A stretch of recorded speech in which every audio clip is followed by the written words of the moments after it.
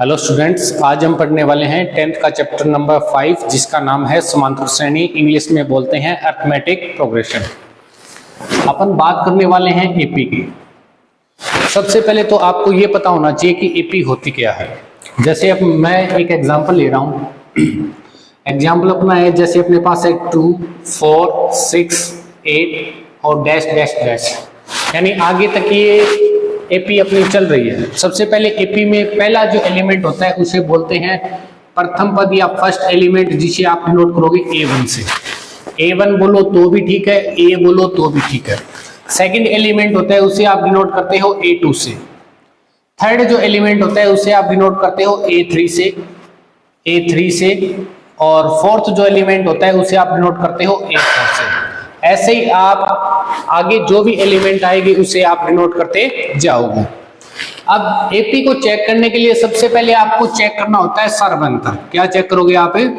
सर्व अंतर, जिसे आप बोलते हो कॉमन डिफरेंस। क्या बोलते हैं अपन? Common difference. कॉमन डिफरेंस क्या होता है? कॉमन डिफरेंस होता है दो एलिमेंट के बीच का डिफरेंस। दो एलिमेंट के बीच का डिफरेंस की बात करें तो जैसे इन दोनों के बीच में कितना डिफरेंस है, इन दोनों के बीच में कितना डिफरेंस है, इन दोनों के बीच में कितना डिफरेंस है, उसे बोलते हैं अपन कॉमन डिफरेंस। क्या बोलते हैं? Common difference. जैसे मैं बात करता हूं, पहले आप लिखो D1। D1 क्या होता है? A2 माइनस में A1। फिर आप लिखो D2। D2 क्या होता है? A3 minus A2। उसके बाद लिखो आप D3। D3 क्या होता है? A4 minus A3। अब इनका कॉमन डिफरेंस निकाल के देखो। अगर तीनों की वैल्यू क्या आ रही हो, बराबर आ रही हो, तो आप लिखोगे ये एक एपी है। क्या लिखोगे आप? ये एक एपी है। जैसे बात करते हैं D1। D1 की वैल्यू निकालोगे, यहाँ पे A2 की वैल्यू 4 है तो 4 माइनस 2 वैल्यू कितनी आ गई? 2। आगे चलते हैं D2। D2 की वैल्यू कितनी है? 6 माइनस 4 वैल्यू आ गई 2। आगे चलते हैं D3। D3 की वैल्यू कितनी है? 8 माइनस 6 वैल्यू आ गई अपने पास 2। अब ये देखो D1, D2 और D3। D1 है, D2 है और अपना D3 है। तीनों की वैल्यू बराबर आ रही है, यानी D की वैल्यू जब D1 equal to D2 equal to D3, तीनों की वैल्यू क्या आ जाए? सेम आ जाए। क्या आ जाए? सेम। तो इसे आप बोलोगे कॉमन डिफरेंस। क्या बोलोगे? Common difference. अगर ये वैल्यू बराबर आ रही है तो ये जो आपको एपी दी हुई है, वो जो आपको सीरीज दी हुई है, वो क्या है? समांतर श्रेणी में है। ये क्या है? समांतर श्रेणी में। इसे आप बोलोगे कॉमन डिफरेंस, यानी डी की वैल्यू आपके पास आ गई 2। कितनी आ गई? 2। कोई दिक्कत? चलिए अब थोड़ा आगे चलते हैं। पहली बात तो आपको डी निकालना आना चाहिए। तो डी कैसे निकालोगे? A2 minus A1, A3 minus A2, A4 minus A3, यानी आगे वाले एलिमेंट में से पीछे वाला एलिमेंट को घटा दोगे तो आपका क्या आ जाएगा? डी आ जाएगा, यानी कॉमन डिफरेंस आ जाएगा।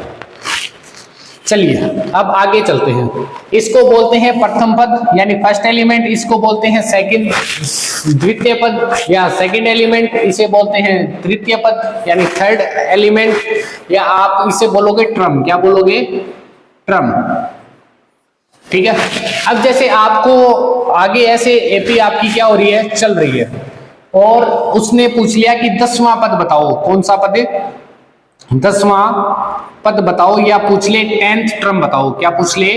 10th टर्म बताओ। जब आपको 10th टर्म फाइंड करनी हो तो वहां एक फॉर्मूला आता है। टोटल आप इस चैप्टर में 2 फॉर्मूला पढ़ोगे। एक तो पढ़ोगे nवां पद ज्ञात करने का फॉर्मूला, और एक आप पढ़ोगे n पदों का योग का फॉर्मूला। यानी एक तो nth टर्म फाइंड करने का और एक सम ऑफ nth टर्म। तो चलिए इसी को अपन शुरू करते हैं और आगे देखते हैं कि nth टर्म का फॉर्मूला होता क्या है। सबसे पहले बात करते हैं nth टर्म के फॉर्मूले की। nth टर्म का जो फॉर्मूला होता है, यानी nवां पद ज्ञात करने का जो फॉर्मूला होता है, nवां पद का जो फॉर्मूला होता है वो उसे आप डिनोट करते हो an से। किसे डिनोट करते हो? an से। यानी an का जो फॉर्मूला होगा वो होगा a plus n minus 1 into D.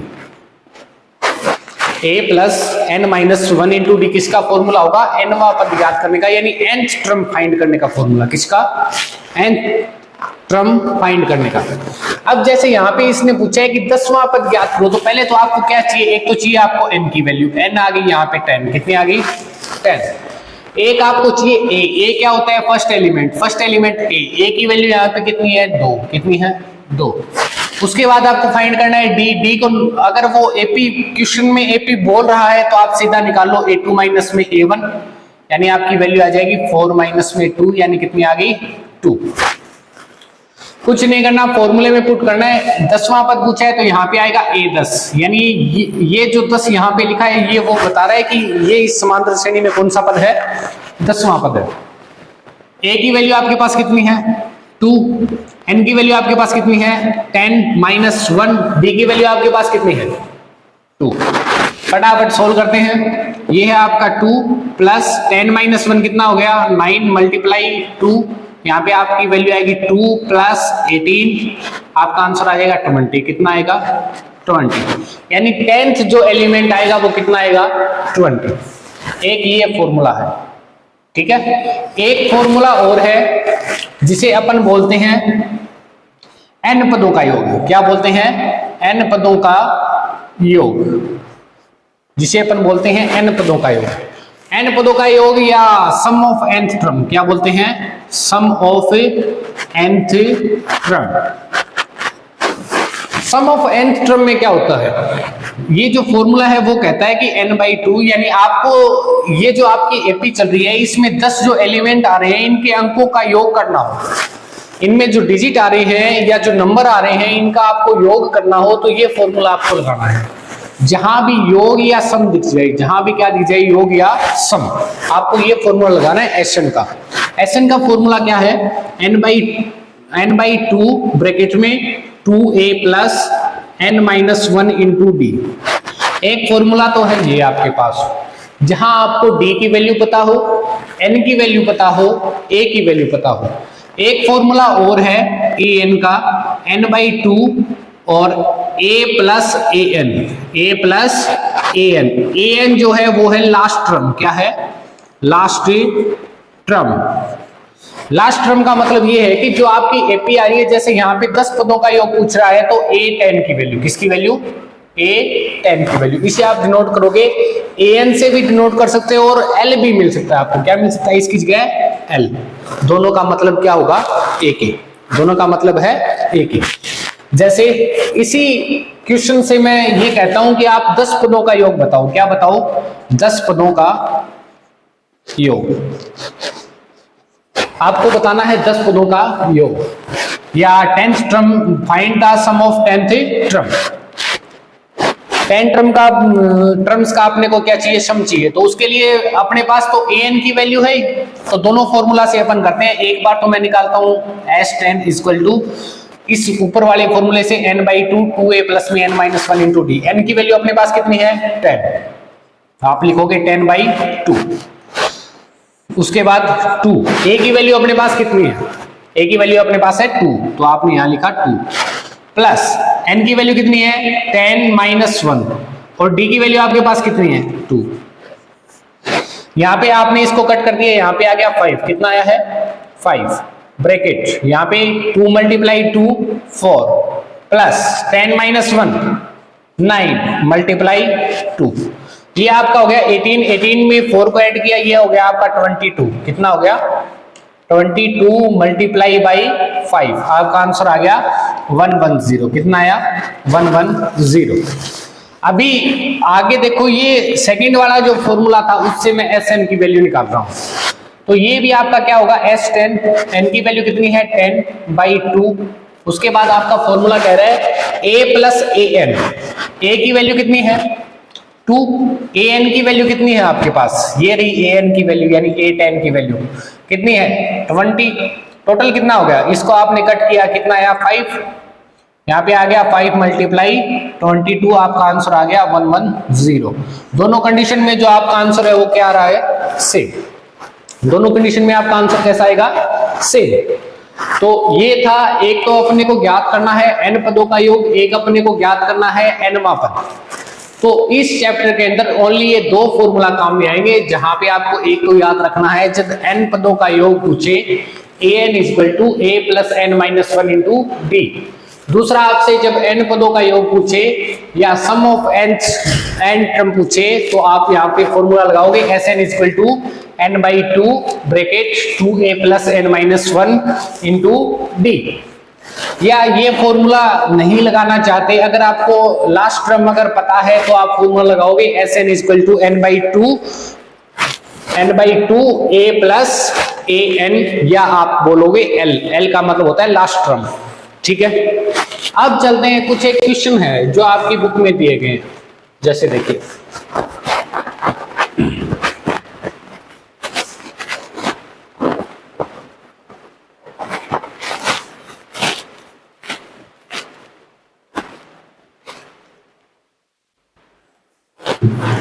जैसे देखिए आगे की बात करते हैं। जैसे आपकी बुक में ऐसे क्वेश्चन मिलेगा कि ये खाली फिलिंग द ब्लैंक, यानी यहाँ पे कोई वैल्यू आएगी, यहाँ पे आपको दे दिया 5 और यहाँ पे कोई वैल्यू आएगी और यहाँ पे दे दिया आपको 9। क्या दे दिया? 9। तो इस तरीके से आपको वैल्यू फाइंड करनी है, यानी यहाँ पे कोई भी वैल्यू नहीं है, यानी ये आपका है A1। क्या है? A1। और ये किसकी वैल्यू है? A2 की वैल्यू है। ये किसकी वैल्यू है? A3 की वैल्यू है। ये किसकी वैल्यू है? A4 की वैल्यू है। सबसे पहले आपको A की वैल्यू नहीं पता, सबसे पहले आपको A की वैल्यू नहीं पता, तो A की वैल्यू आपको नहीं पता, लेकिन A2 को आप लिख सकते हो A प्लस B। क्या लिख सकते हो? A plus B। इसे आप लिख सकते हो A प्लस 2D। क्या लिख सकते हो? A plus 2D। इसे आप लिख सकते हो A प्लस 3D। क्या लिख सकते हो? A plus 3D। अब ये चीज जो मैंने लिखी है वो मैंने लिखी कैसे? मैंने लगाया यहाँ पे an का फॉर्मूला। an का अपना फॉर्मूला होता है a plus n-1 into D. जैसे मेरे को A2 फाइंड करना था, जैसे यहाँ पे A2 फाइंड करना है, तो मैंने यहाँ लिखा a प्लस n की वैल्यू अपने पास 2 माइनस 1 और d, तो मेरी वैल्यू आ गई a प्लस b। यहाँ पे वैल्यू कितनी लिखी है मैंने? a plus b। उसके बाद अगर मेरे को A3 फाइंड करना हो तो a प्लस n की वैल्यू कितनी? 3 माइनस 1 और d, इसी फॉर्मूले में मैंने वैल्यू पुट कर दी, तो मेरी वैल्यू आ गई a प्लस 2d। कितनी आ गई? a plus 2d। वैसे ही A4 की जब मेरे को वैल्यू फाइंड करनी है तो मैं इसी फॉर्मूले में वैल्यू पुट करूंगा कि a plus 4 minus 1 into D, तो a प्लस कितना आ गया? 3d। यानी इनकी जगह मैं ये वैल्यू लिख सकता हूं। ठीक है, अब मेरे को वैल्यू चाहिए एक, तो मेरे को वैल्यू चाहिए a की, एक मेरे को वैल्यू चाहिए d की। उसके लिए मैं क्या करूं? देखो, तो अपन यहां से बनाते हैं दो इक्वेशन को। कैसे बनेगी? जैसे पहली इक्वेशन तो इससे बन जाएगी कि a प्लस में d की जो वैल्यू है वो अपने पास है कितनी? 5। कितनी है? 5। अपनी इक्वेशन नंबर बन गई 1। एक ये देखो 4 वाले की वैल्यू अपने पास गिवन है A4 की, तो आप लिखोगे a प्लस में 3d, इसकी वैल्यू है 9। कितनी है? 9। Equation number 2। दोनों को कर दो माइनस, यहाँ पे माइनस, यहाँ पे माइनस, यहाँ पे माइनस, ये हो गया कट। यहाँ पे वैल्यू आई माइनस का 2d। कितनी वैल्यू आई है? माइनस का 2d। ये माइनस का कितना हो गया? 9। ये प्लस का कितना है? 5। यहाँ पे वैल्यू आएगी माइनस का 4, तो d की वैल्यू कितनी आ जाएगी? माइनस का 4 अपॉन माइनस का 2, माइनस से माइनस कट, ये इससे कट हो गया, वैल्यू आ गई d की कितनी? 2। d की वैल्यू कितनी आई? 2। अब बात करते हैं a की वैल्यू। तो जो पहले वाली इक्वेशन थी वहां पे d की वैल्यू आप पुट कर दो, तो d की वैल्यू कितनी आई थी भाई? 2। वैल्यू कितनी है? 5। तो a यहाँ पे 2 है, प्लस का इधर जाएगा तो माइनस का, तो वैल्यू हो जाएगी 5 माइनस 2, यानी a की वैल्यू हो जाएगी आपकी 3। कितनी हो जाएगी? 3। यानी a1 बोलो चाहे a बोलो, यानी इसका मान आ गया 3। कितना आ गया? 3। अब अपने को फाइंड करना है A3 को जो फाइंड करोगे तो इसकी वैल्यू क्या है? a plus 2d। a का मान कितना आया? 3 प्लस 2, d की वैल्यू अपने कितनी निकाली थी? 2, तो यहाँ पे मल्टीप्लाई कर दो 2, वैल्यू अपनी आ गई 3 प्लस में 4, अपना आंसर आ गया 7। कितना आ गया? 7। A3 की वैल्यू अपनी कितनी है? 7 और A1 की अपनी वैल्यू कितनी है? 3। तो ये 5th चैप्टर का बिल्कुल बेसिक का पार्ट है। उसके बाद अपन एक एक एक्सरसाइज का एक एक क्वेश्चन करेंगे। तो आशा करता हूं आपको समझ में आया होगा। प्लीज हमारे चैनल को सब्सक्राइब करें, लाइक करें। Thanks for watching.